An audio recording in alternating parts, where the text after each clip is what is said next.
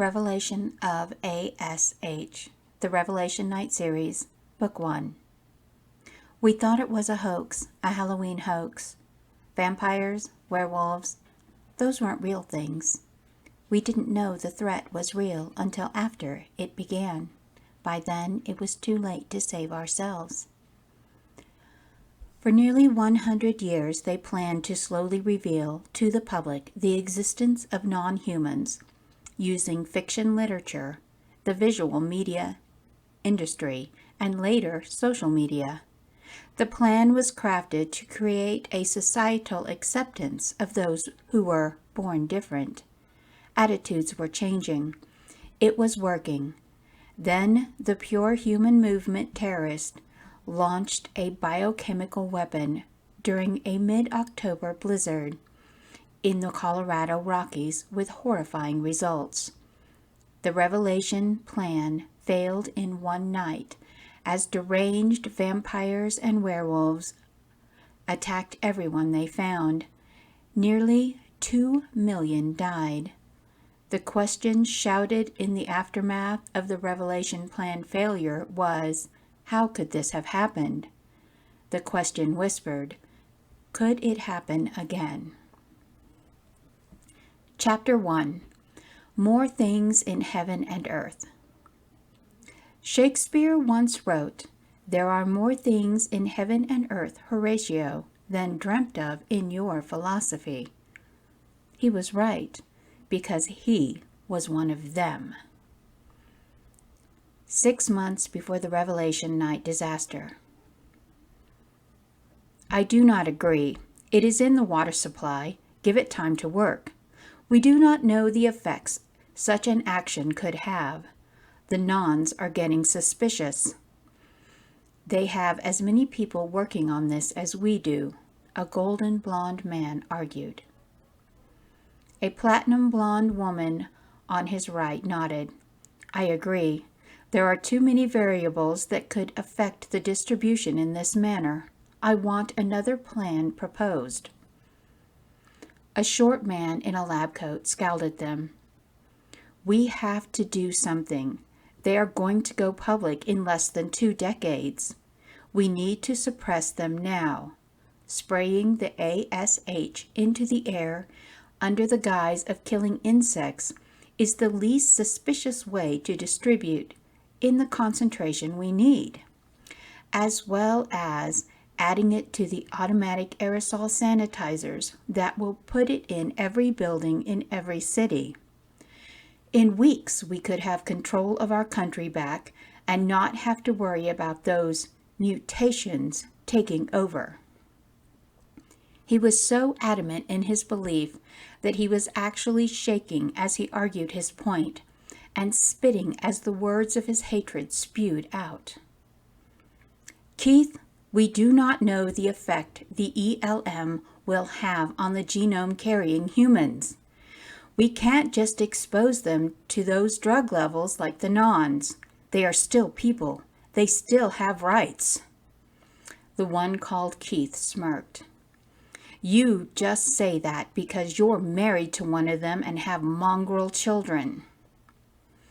The blond man stood suddenly, leaning across the table into the space of the shorter, bespectacled man, and grabbing his shirt.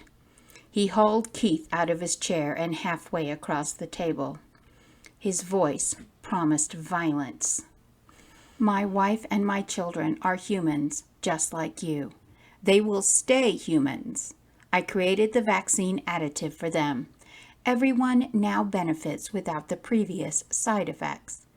And if you call my children mongrels again, I will make sure you die of the Ebola virus your father designed to kill the nons. Do you understand, Dr. Stafford? The woman put her hand lightly on his arm. Sit down, Troy. Keith, Troy's right. We can't just drug the whole population of our country without their knowledge. And Troy, Keith's right. We are running out of time. Troy yanked his arm away from her as he shoved Keith back into his chair. Eliza, this isn't the solution. We don't know what this kind of administration and concentration will do to them or us. Environmental level manipulation is the wrong approach. It was not meant to be metabolized through that administration route. You are putting the whole country in danger. It is too risky, and I will not agree to support it. As head of research, I veto." He stormed out. Eliza rubbed her temple. "You just had to bring up his family, didn't you, Keith? He is doing all of this so they can live lives of normal humans. And I agree with him. The risks are too great. I'm sorry, gentlemen. Find another way. I also veto." She pushed away from the table and stood. "Now, if you will excuse me, I have to go find my chief research officer and calm him down. Good day, Dr. Stafford, Dr. Coiler, General Forrester." The three men watched her leave, staring at her butt in the tight pencil skirt more than was appropriate. The director of the Human Purity Project was as brilliant a scientist as she was a politician, and almost unnaturally beautiful. It was a shame she seemed to have no interest in men, despite her social media facade. The heiress daughter of the world's most profitable pharmaceutical company appeared to be a clueless playgirl to the world, and only a few knew of her lethal intelligence and vicious agenda. She and her late father would and had killed to maintain the secret of the Human Purity Project. "General, you have to override them. We have to do this. So what if it kills those mixed bloods? We're losing the war." Dr. Collier was tall, blonding, an Englishman with thick glasses and thin lips covered by a scruffy mustache. "You know I can't, Michael. The program was set up with checks and balances for a reason. We cannot have another experimental group end up on the news and in the history books like Tuskegee. Perhaps if you could find a small region of the country with a high non- and carrier population, just use your plan there to prove it won't hurt humans or genome carriers. Then the director and CRO will have to agree," the general suggested. Dr. Strawford paced, rubbing his hands. "Yes, a sort of clinical trial. We could test it without spreading it to other areas, someplace like Colorado or New Mexico. There are lots of mutts and leeches in the mountains, and very few on the plains. Lots of carriers, too. And the winds would keep it close to the distribution points." Dr. Coiler eyed him. "He's not going to like you testing it in his backyard, Keith. Remember what he did to Haversian. You don't want to die that way." "Haversian died of viral myocarditis, and you never proved it was Phillips."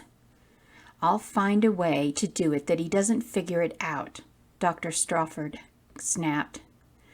He hated Dr. Phillips for beating him out for the CRO position, and hated him more for having children and a wife that weren't fully human. "I'll give you 6 more months. If you don't show a significant reduction in the aggression of the nons, we will move forward with Project Elm Street." The general straightened his jacket and smoothed his medals. "We have too much invested to back down. Dr. Phillips and Director Abbott's want to do this the humane way. But that has been our weakness, trying to be humans in a world of monsters. You have authorization for a test run of the ELM. Keith, I want you in the Western office to monitor everything. Don't screw it up. I want to know immediately of any unusual side effects or deaths." After Dr. Strawford left, the general turned to Dr. Coiler. I know his ex and her new vampire husband live there, Michael. Make sure he doesn't exceed his authorization." Dr. Coiler just nodded and followed his colleague out. He hated the Nons as much or more than his co-worker for different reasons. The general knew his words of warning meant nothing, but he said them so he could say he said them later. He didn't care how wrong it was, as long as the Nons were subdued and exterminated.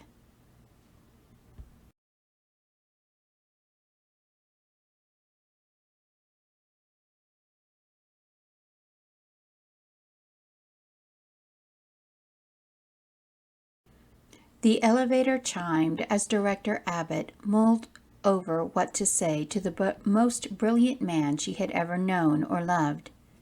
His soon-to-be ex-wife carried the 0.8% genome rating, meaning one of her parents was a non and the other was a 17%er human who was turned. But since Mrs. Phillips was an orphan after a natural disaster, they had no solid records on her parents.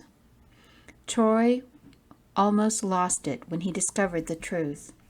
His children were now part of the 17% who could likely be changed into a non-human.